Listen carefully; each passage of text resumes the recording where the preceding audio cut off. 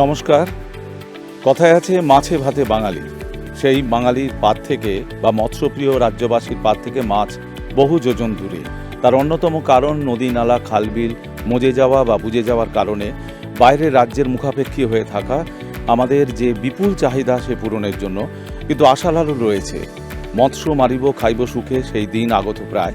কারণ আমাদের মৎস্য বিজ্ঞানী গবেষক বিশেষজ্ঞেরা নতুন নতুন প্রজাতির মাছকে যেমন উৎপাদনে সক্ষম হয়েছেন, ঠিক তেমনিভাবে বিলুপ্তপ্রায় মাছকেও পুনরুজ্জীবিত করতে সক্ষম হয়েছেন। তার উদাহরণস্বরূপ আমরা দেখেছি যে নদী বা বিলের মাছ, নদী বা গঙ্গার মাছকেও আমরা বিলের মাধ্যমে সেই মাছ উৎপাদন করে সক্ষম হয়েছে এবং সাফল্য লাভও করছেন এখানকার স্থানীয় চাষি বন্ধুরা।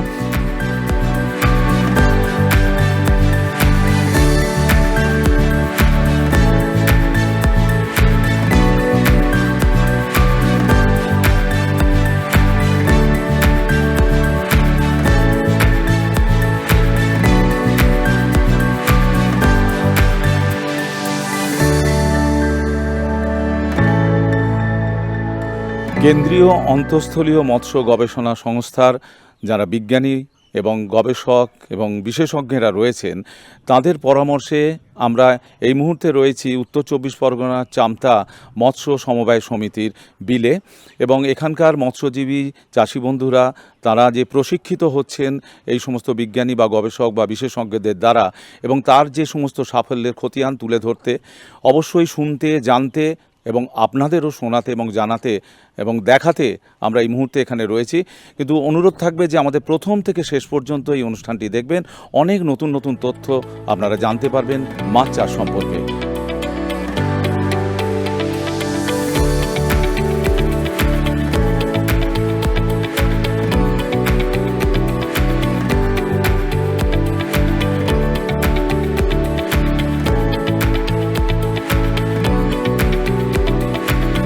আমার সঙ্গে এই মুহূর্তে রয়েছেন এখানকার নির্দেশক ডক্টর প্রদীপ দে। তার সঙ্গে কথা বলে নেব। জলাভূমিতে যে মৎস্য চাষ সেই সম্পর্কে বিস্তারিত জেনে নেব তার কাছ থেকে। পরিকল্পনাটা এখানে চলছে সেটা আমাদের সিকফ্রি ব্যারাকপুর, যেটা ভারতীয় কৃষি অনুসন্ধান পরিষদের একটা সংস্থা, সেই সংস্থার থ্রু দিয়ে চলছে এবং আইসিআর ওয়ার্ল্ড ফিশ এই দুজনের মিলিত একটা প্রজেক্ট, যৌথভাবে প্রায়োজিত প্রজেক্ট।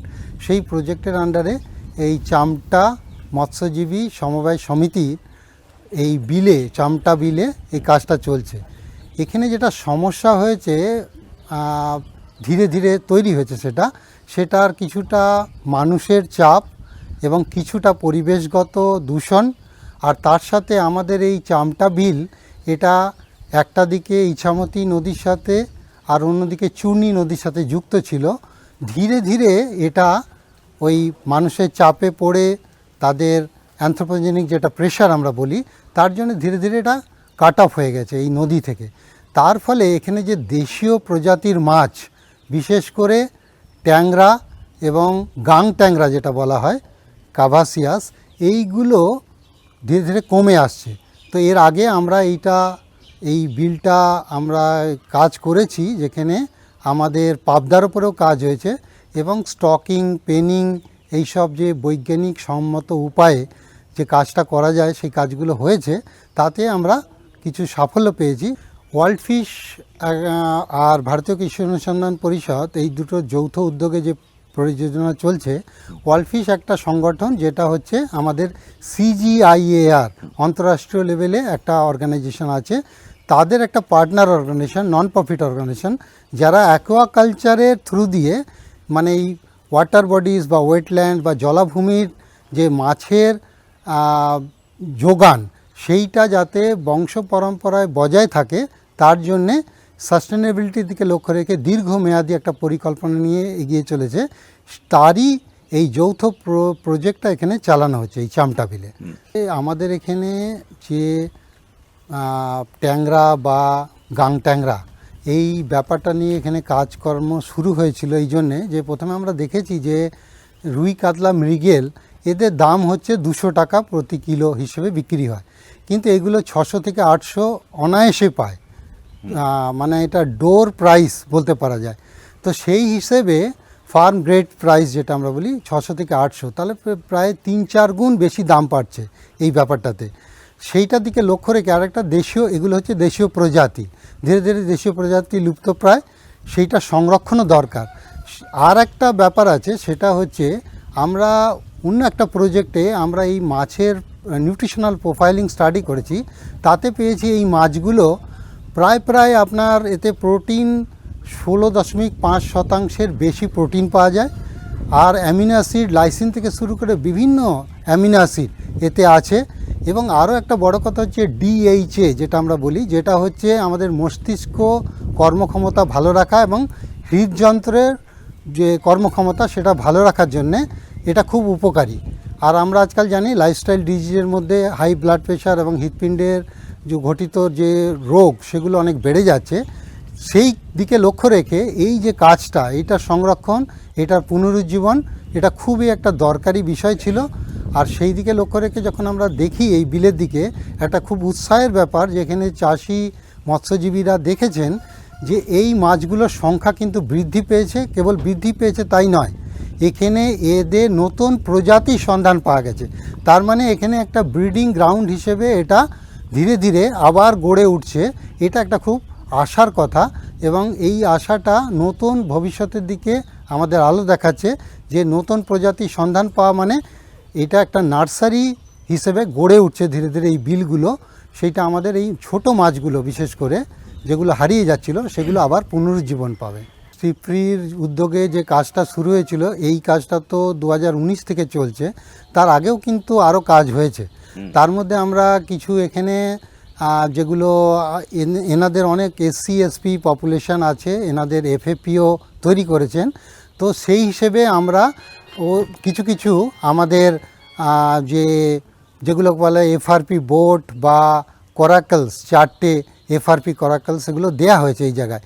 এই সব জিনিসের সহায়তায় এবং এই পেন কালচার বিজ্ঞানসম্মত উপায়ে কি করে মাছকে বাড়ানো যায়, স্টকিং কিভাবে করতে হয়, এই সব জিনিসগুলোর দক্ষতা বৃদ্ধির যে কর্মসূচি সেগুলো এখানে চালানো হয়েছে। তাতে এখানে কিন্তু এনারা এটা দেখতে পেয়েছেন যে মাঠ পর্যায়ে নেমে এসে মৎস্যজীবীদের সাথে বৈজ্ঞানিকদের একটা যে সহমর্মিতার বার্তা এবং দক্ষতা বৃদ্ধি করা, এই ব্যাপারটা যখন করা হয়েছে তখনই কিন্তু এটা সম্ভব হয়েছে, যেখানে নতুন প্রজাতির সন্ধান আবার পাওয়া গেছে, যেটা আমি আগেও বলছিলাম।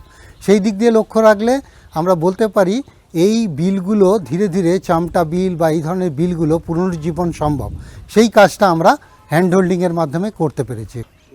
আকাশ মেঘাচ্ছন্ন, টিপটিপ করে বৃষ্টি, উপযুক্ত সময় মাছ চাষের।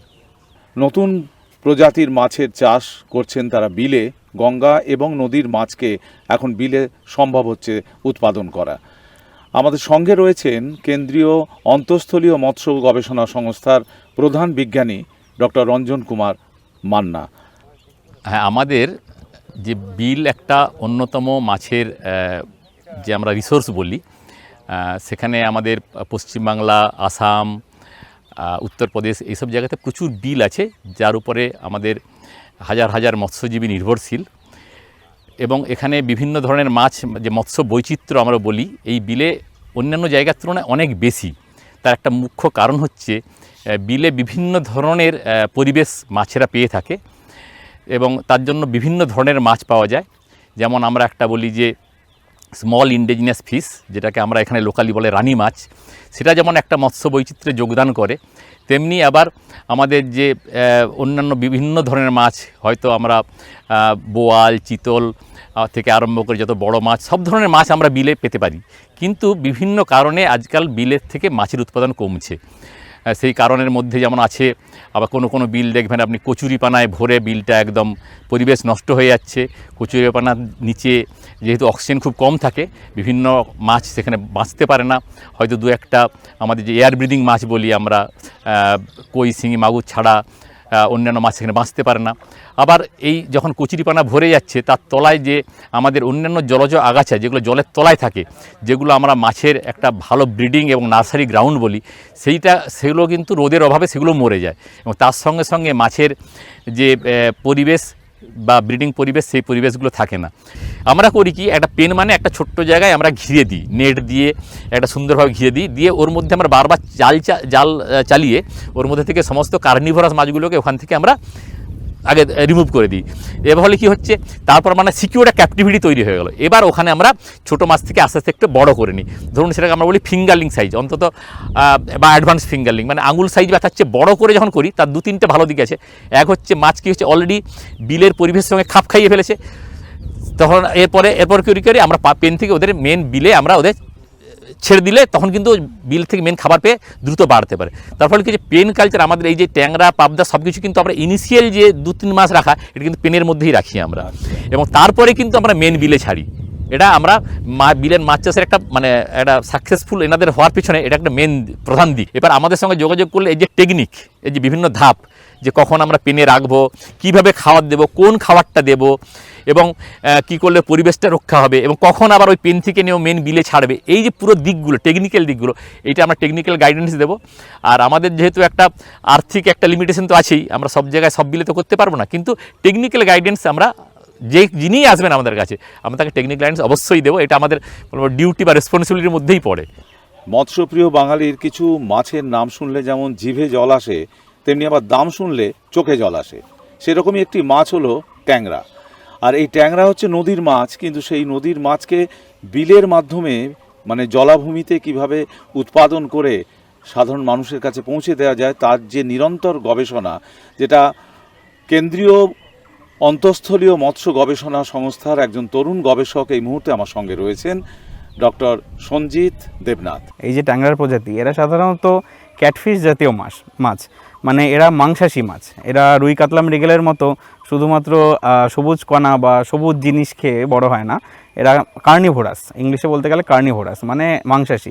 তো এরা কি করে সাধারণত প্রাকৃতিকভাবে ছোট পোকার লার্ভা বা ধরুন ছোট শামুক এইসব জিনিসপত্র খেয়েই বড় হয় আর কি। তো এই মাছগুলোকে যদি কালচার করতে হয় আমরা সেই ধরনেরই ফিড ব্যবহার করব, যেই ফিডগুলোতে সাধারণত 28% to 30% আরও বেশি হলে ভালো, এতটা পরিমাণ নাইট্রোজেনের পরিমাণ আছে, মানে আমিষ মানে নাইট্রোজেনের পরিমাণটা বেশি থাকায় এই মাছগুলোর গ্রোথটা ভালো হয়। এদেরকে যদি আমি 25%-এর নাইট্রোজেনের নিচে ফিড নিয়ে যাই তাহলে এদের গ্রোথ খুব একটা ভালো পাওয়া যায় না। আর ফিডের দেওয়ার জন্য এইখানে যেটা আমরা এই বিলের মধ্যে দেওয়ার জন্য যেটা আমরা করেছি সেটা হলো গিয়ে আমরা ফ্লোটিং ফিড ব্যবহার করেছি। ক্ষেত্রে স্ট্যান্ডার্ড অপারেটিং প্রসিডিওর একটা মাছ চাষের, বিশেষ করে ট্যাংরা মাছের, সাধারণত এটা হওয়া উচিত মার্চ মাস নাগাদ মাছটাকে কালচার শুরু করা উচিত। আর মোটামুটি 6 মাসের মধ্যে, 5 থেকে 6 মাসের মধ্যে মাছটা হারভেস্টেবল সাইজে চলে আসে, মানে মোটামুটি ধরুন আপনার 25 থেকে 30 গ্রামের কাছাকাছি চলে আসে। আমরা বর্তমানে যেগুলো মাছ প্রপোজ করেছি সেগুলো সবই আমরা সাড়াদায়ক, মানে যারা মৎস্য চাষি আছে তাদের মধ্যে একটা ভালো সাড়া পেয়েছি কালচার করে। আর ভবিষ্যতে আমরা যে মাছগুলোর দিকে তাকিয়ে আছি সেগুলো হলো ধরুন যেটা আমাদের গ্রাম বাংলায় পুরনো হারিয়ে যাওয়া মাছ, যেমন হচ্ছে গিয়ে ন্যাদোস মাছ বলা হয় একটা মাছকে, আর যেটা নর্থ বেঙ্গলের খুব গুরুত্বপূর্ণ একটা মাছ মানে বরলি মাছ। এই দুটো মাছকে নিয়ে ভবিষ্যতে আমরা কাজ করার ভাবছি কথা। এবার কেউ যদি সিফ্রি থেকে প্রশিক্ষণ নিতে চায় তারা অবশ্যই সিফ্রির সাথে যোগাযোগ করলে সেই প্রশিক্ষণ পাবে। তার মধ্যে আপনি পুকুরে কীভাবে মাছ কালচার করে সেগুলোর প্রশিক্ষণ আছে, কীভাবে বড় রিজার্ভারে মাছ কালচার করা হয় সেগুলোর প্রশিক্ষণ পাওয়া যায়। তারপরে বিভিন্ন রকম যে খাল বিল ওয়েটল্যান্ড বলি আমরা কথাটাকে, খাল বিল তারপরে চ্যানেল এই জাতীয় জায়গায় কীভাবে মাছ কালচার করা হয় সেই মাছগুলোর কালচার করারও প্রশিক্ষণ সিফ্রি থেকে অবশ্যই পাওয়া যায়।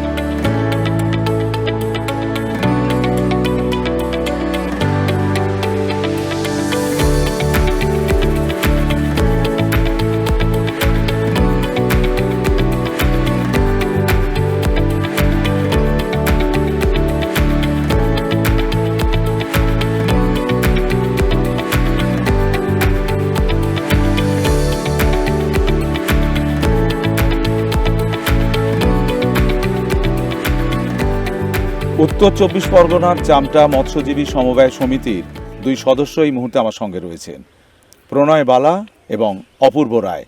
আমরা আজকে তাদের অভিজ্ঞতা সম্পর্কে জেনে নেব। আমি প্রথমেই প্রণয়বাবু আপনার কাছ থেকে জানতে চাইব যে এই সমবায় সমিতি কবে থেকে শুরু হয়েছে, কতজন সদস্য রয়েছেন এবং কি কি কাজকর্ম চলছে? আমাদের এখানে যারা সব পিছিয়ে পড়া শ্রেণীর মানুষ তারা তাদের জীবিকা অর্জনে মাছ ধরেই চলতো।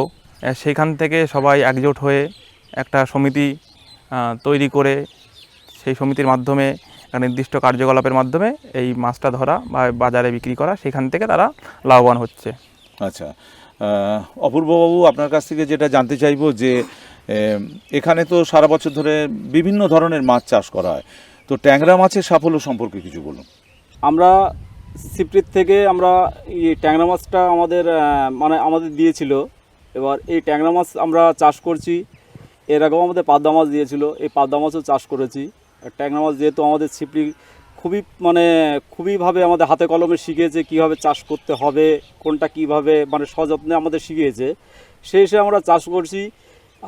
এই ট্যাংরা মাছের কথা, আমাদের ট্যাংরা মাছটা দিয়েছিল অতি ক্ষুদ্র একটা লাভার মতো। সেই মাছটাকে আমরা অতি যত্নে লালন পালন করেছি, করে আজকে ট্যাংরা মাছটা প্রায় ওয়েট এসছে আমাদের কমসে কম 40 থেকে 50 গ্রাম মতো। এই ট্যাংরা মাছটা এখন খুবই মূল্যবান, এতই দাম আমরা প্রায় মার্কেটে 600 থেকে 650 টাকা আমরা বিক্রি করছি, এবং হয়তো ওরা নিয়ে ওটা 900 বা 1000 টাকা বিক্রি করছে। আমরা সিপ্রির এই অবদান ভুলতে পারবো না। সিপ্রি যেভাবে আমাদের সাহায্য করছে, সিপ্রিকে আমরা অসংখ্য ধন্যবাদ জানাই। প্রণয়বাবু, আপনার কাছে যেটা জানবো যে একটা পরিচর্যার প্রয়োজন হয়, এবং সেখানে যেমন পরামর্শ সিপ্রি দিচ্ছে আপনাদের সঙ্গে, সেগুলো কিভাবে পালন করেন? সে খাওয়া দেওয়া থেকে শুরু করে আগাছা দমন করা, এই সমস্ত বিষয়গুলো যদি একটু বলেন। দেখুন, আগে আমরা যখন চিরাচরিত পদ্ধতি আমাদের মাছ চাষ করতাম, দেশীয় পদ্ধতি, যে মাছ ফেলতাম মাছ ধরতাম, মাছ ফেলতাম মাছ ধরতাম, এর থেকে যে নতুন কোনোভাবে বিজ্ঞানসম্মত পদ্ধতিতে যে মাছ চাষটা করা হয় সেটা আমরা জানতামই না। যখন আমরা সিপ্রি আমাদের সঙ্গে আমাদের পরিচয় হলো 2019 সালে, তখন থেকে আমরা বুঝলাম যে বিজ্ঞানসম্মতভাবে মাছ যদি চাষ করি আমরা, তাহলে সেটা আরও আর্থিক দিক থেকে লাভবান হওয়া যায় এবং মাছের পরিচর্যাটাও ভালোভাবে করা যায়। আমরা যেমন মাছের কোনো রোগ হলে আমরা কি করতাম, আমরা আগে চুন দিতাম, কিন্তু না, মাছের যে কী কারণে রোগ হচ্ছে বা কেন মাছটা বাড়ছে না, কি হচ্ছে না, খাবারটা কি বেশি না কম, সেটা কিন্তু আমরা ততটা মেনটেন করতাম না। সিপ্রি যখন আমাদের বিজ্ঞানসম্মতভাবে মাছ চাষ শেখালো, ওরা নির্দিষ্ট টাইমে আমাদের যে এই টাইমে এতটা খাওয়া দিতে হবে, শীতকালে একটু কম দিতে হবে, তারপরে মাছ না খেলে যদি খাবারটা অপচয় হয়, মাছটা ফ্লোটিং ফিড আমাদের দেওয়া শিখিয়েছে। ফ্লোটিং ফিডটা কি, ফ্লোটিং ফিডটা আমাদের দিয়ে আমরা দেখতাম, ওখানে আমাদের সিপ্রি থেকে বলে দিয়ে আসছিল নির্দেশ, যে দেখবা যদি কিনা মাছ না খায়, তাহলে কি হবে, ওই ফ্লোটিং ফিড কিছু পরে মাছের জলের তলায় চলে গিয়ে ওটা পচে মাটিটা নষ্ট করে দেবে আমাদের, তাহলে আমাদের তখন মাছের খাবার কমিয়ে দিতে হবে। এইবার আর ওরা সিপ্রি থেকে বিভিন্ন বিজ্ঞানীরা নিয়মিত আমাদের এখানে ভিজিট করতেন, এসে দেখতেন মাছের কোনো রোগ হয়েছে কিনা, জলের পিএইচ কত, এগুলোই করতেন। আচ্ছা অপূর্ববাবু, যেটা একটা সমবায় সমিতির মাধ্যমে তো এই চাষটা চলছে ট্যাংরা মাছের, এটাতে কতটা বা খরচ একটা ব্যাপার আছে, এবং সেই সঙ্গে মাছ থেকে যে লাভ হয় সেই লাভ কিভাবে বন্টন করা হয়? প্রধানত আমাদের এই মাছটা তো আমরা পেয়েছি সিপ্রির থেকে, আমরা অত খরচটা কি আছে না আছে আমরা সিপ্রির সম্পূর্ণ আমাদের মাছ দিয়েছে, এবং যে মাছের খাবার, প্রোটিনযুক্ত খাবারটা, সেটাও আমাদের সিপ্রি দিয়েছে। অতএব আমরা শুধু লালন পালনই করেছি, এবার সিপ্রি সম্পূর্ণ বহন করেছে। এবার তার মধ্যে আমরা কিছু মাছ আপাতত বিক্রি করেছি ধাপে ধাপে, দুটো তিনটে ধাপে, যেহেতু এগুলো দামি মাছ, 3 ধাপে আমরা বিক্রি করেছি প্রায় 33 কিলো মতো মাছ, যেটা আমরা প্রায় আনুমানিক 17-18 হাজার টাকা আমরা বিক্রি করেছি এই পর্যন্ত। তো অতএব এখনও আমাদের যে মাছ আছে আমরা আশাবাদী, এখনও আমরা 4 থেকে 5 কুইন্টাল মাছ পাবো। অতএব এখানে আমরা প্রচুর টাকা এখনও মুনাফা নিতে পারবো। প্রণয়বাবু, আপনার কাছে যেটা জানবো যে সিপ্রির সহায়তায় এতদিন পর্যন্ত এই কাজটা করেছেন, তাহলে আগামী দিনে একটা সময় পর্যন্ত তো সিপ্রি আপনাদের পাশে থাকবে, যখন ওনারা থাকবেন না তখন নিজেরা এই কাজটা এগিয়ে নিয়ে যেতে পারবেন? হ্যাঁ, অবশ্যই। সিপ্রির উদ্দেশ্যই হলো যে হাতে কলমে শিখিয়ে দিয়ে হাত ধরে কিছুটা রাস্তা এগিয়ে দেওয়া, তারপরে তারা রাস্তা নিজেদের, যেমন বাচ্চারা যেমন প্রথমে এখন হাঁটতে শেখে বা আমার হাত ধরে হাঁটতে শেখে, কিছু যখন তারা বড় হয়ে যায় তখন কিন্তু বাবা মা হাত ছেড়ে দেয়, তুমি নিজে হাঁটো, নিজে এখন স্বাবলম্বী হয়ে গেছো। সিপ্রি তাই আমাদের সঙ্গে করছে, যে আমাদের হাতে কলমে শিখিয়ে মাছ চাষ বিজ্ঞানসম্মত পদ্ধতিতে তারপরে কি যখন আমরা স্বাবলম্বী হয়ে যাব তখন এক সময় সিপিডিও থাকবে না, তখন আমাদের নিজেদেরই এই পেন কালচার এই মাছটা এইটা করতে হবে আমাদের। এটা আমি আগেও বলেছিলাম, চামটা মৎস্যজীবী সমবায় সমিতি আগে যখন পাবদা চাষ হয়েছিল আমাদের সিপ্রি আমাদের শিখিয়েছিল, আমি তখনও বলেছিলাম যে সিপ্রি যদি পরে নাও থাকে আমাদের সঙ্গে, সিপ্রি যা শিখিয়ে গেছে আমরা সেটা অবশ্যই কন্টিনিউ করতে পারবো এবং কন্টিনিউ করেছি। আমরা সিপ্রিকে ছাড়া আমরা নিজেদের উদ্যোগে আমরা পেন কালচার করেছি। আমরা সিপ্রির সহযোগিতা ছাড়াও যে সরকারি সহায়তা বিভিন্ন পর্যায়ে, এখানে তো একটা সারা বছর ধরে প্রক্রিয়া চলে, কি কি সহায়তা পেয়েছেন? দেখুন আমাদের যেটা আমাদের বেনিফিট যে আমাদের যে মাথার উপরে আছে সব থেকে আমাদের সমিতিগুলোর মধ্যে, সেখান থেকে আমরা এফএফপিও হয়েছে উত্তীর্ণ হয়েছি। উত্তীর্ণ হওয়ার পরে সেখান থেকে আমরা কেন্দ্রীয় যে সহায়তা PMKSSY তার মাধ্যমে আমরা ফান্ড পেয়েছি। সেই ফান্ডটাকে আমরা কাজে লাগিয়ে বিল্ডিং রং করেছি, তারপরে আমাদের যে আসবাবপত্র কিনেছি এবং কম্পিউটার নেটওয়ার্ক সব কিছু আমাদের লাগিয়েছে ওরা। সেই কাজটা কি আপনাদের এলাকার বাইরে বা জেলার অন্যান্য জায়গায় যে সমস্ত চাষি মৎস্য চাষি বন্ধুরা আছেন তাদের সঙ্গে এই সাফল্য ভাগ করবেন? অবশ্যই, আমি তো বলবো যে ট্যাংরা চাষে যে লাভবান চাষ, IMCর থেকে ট্যাংরা চাষটা অত্যন্ত বেশি লাভবান। সুতরাং সমস্ত মৎস্যজীবী ভাই যারা চাষাবাদ করে তাদের কাছেও একটাই বার্তা দেব, তারা যদি চান তারাও এই ট্যাংরা চাষটা করতে পারেন, তারাও অত্যন্ত লাভবান হবেন। এবং যদি তারা চান তাদের সহযোগিতা করতে আমরা একদম সর্বদা প্রস্তুত। আমরা উত্তর চব্বিশ পরগনার চামটা বিলে আমরা এসেছিলাম সকাল থেকে। কলকাতা দূরদর্শনের কৃষি দর্শন বিভাগ এখানকার যে মৎস্য বিজ্ঞানী, গবেষক এবং এখানকার মৎস্যজীবী সমবায় সমিতির সদস্যদের সঙ্গে তাদের এই ট্যাংরা মাছ চাষ সম্পর্কে তাদের অভিজ্ঞতা, তাদের সাফল্যের কথা আমরা শুনলাম, দেখলাম সমস্ত কিছু, এবং আপনারাও সেটা প্রত্যক্ষ করলেন। এইরকমই আগামী দিনে আবার কোনো নতুন জায়গায় আমরা এরকম সাফল্যের কাহিনী আপনাদের সামনে তুলে ধরবো। আজকের মতো বিদায় নিচ্ছি, নমস্কার।